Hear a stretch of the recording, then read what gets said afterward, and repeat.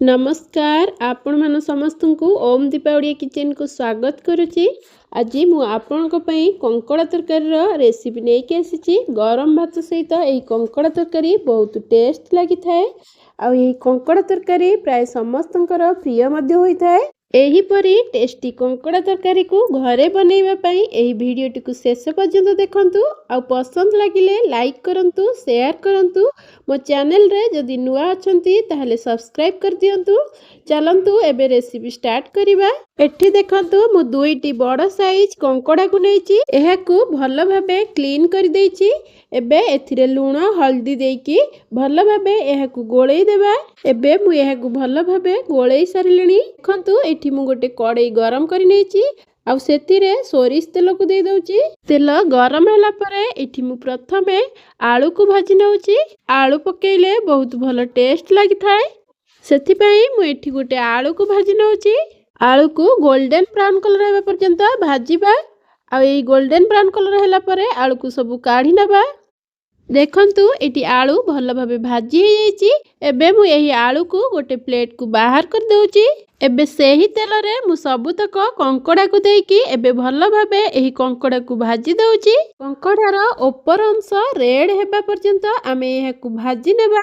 देखंतु धीरे धीरे कंकड़ार कलर चेंज हे आसलेनी। आ एही परी कलर चेंज हे आसले आमे जानिबा जे कंकड़ा भजा हमर पूरा परफेक्ट हे गलानी। देखंतु एठी कंकड़ार कलर चेंज हे आसलेनी। एठी मु कंकड़ा को भल भाबे भाजी नेची।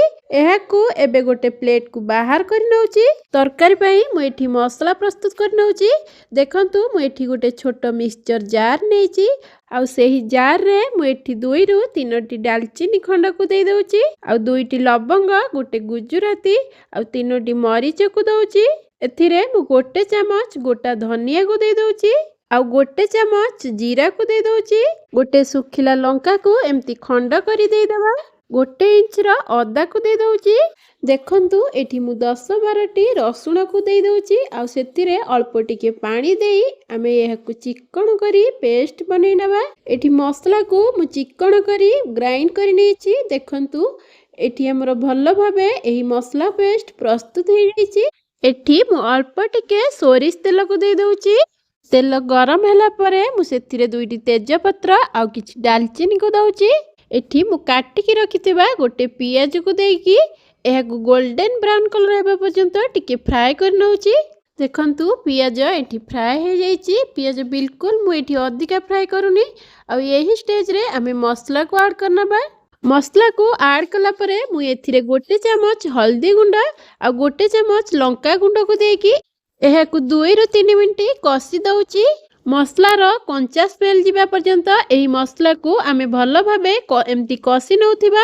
एठी देखंतु मसला रु तेल छाड़ीबा स्टार्ट हे आसलानी। एठी मु गोटे चामच चिकन मसला को देकी एही मसला को टिके एबे 2 मिनिट पई कसी दउची। मसला हमर एठी भल भाबे कसी हे जाईची। एबे मु काटी के रखिथिबा गोटे टमाटो को दे दउची। स्वाद अनुसार एठी मु गोटे चामच लूण को देई एई टमाटो को आ मसला को मिसै दउची। आ टमाटो टिके सिजिबा पर्यंत आमे एही मसला को एम्ति टिके गोळेई नउथिबा। टमाटो एठी भल भाबे सिजी आसलानी। एबे मु एथिरे आलू को ऐड कर दउची। आलू को ऐड करी एही मसला सहित टिके कसी नबा। आलू को एठी कसिला परे एबे मु एथिरे फ्राई करी रखिथिबा एही कंकड़ा को सब देकी एहाकू भल भाबे कसी नउची। ती कंकड़ा को मु भल भाबे मसला सहित कसी नैची। आ एहाकू 2 मिनिट पई मु कवर कर दउची। एठी 2 मिनिट हे जाईची। एबे मु कवर को खोली की देखि नउची। देखंतु एही कंकड़ा आ मसला केते सुंदर लागुची। एठी कंकड़ा मसला पूरा रेडी हे जाईची। एबे मु एथिरे 2 गिना पानी ऐड कर दउची।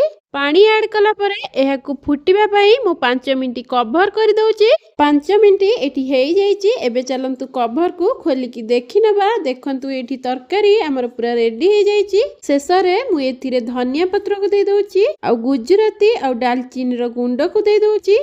एठी मु कोनोसी आदौ बाहर पैकेट मसला यूज करी नै। एठी घरोई मसला रे मु एही कंकड़ा तरकारी रो रेसिपी आपण मानक सहित शेयर करिछि। आपण माने एही कंकड़ा तरकारी को देखि कि निश्चय जानि पारुथिबे एही तरकारी केते टेस्ट हेइथिबो। ମୁଁ ଆଶା କରୁଛି ଆପଣମାନଙ୍କୁ ଏହି ରେସିପି ନିଶ୍ଚୟ ପସନ୍ଦ ଆସିବ। ଆଉ ଯଦି ପସନ୍ଦ ଲାଗେ ତାହେଲେ ଲାଇକ୍ କରନ୍ତୁ, ସେୟାର କରନ୍ତୁ। ଯଦି ମୋ ଚ୍ୟାନେଲରେ ନୂଆ ଅଛନ୍ତି ତାହେଲେ ସବସ୍କ୍ରାଇବ୍ କରିନିଅନ୍ତୁ ଆଉ ପାଖରେ ଥିବା ବେଲ୍ ଆଇକନ୍କୁ କ୍ଲିକ୍ କରନ୍ତୁ, ଯାହାଦ୍ୱାରା ଆପଣମାନେ ନୂଆ ନୂଆ ଭିଡ଼ିଓର ନୋଟିଫିକେସନ୍ ସର୍ବପ୍ରଥମେ ପାଇପାରିବେ। ପୁଣି ଆସିବି ଆଉ ଏକ ନୂଆ ରେସିପି ନେଇକି। ରହୁଛି, ନମସ୍କାର।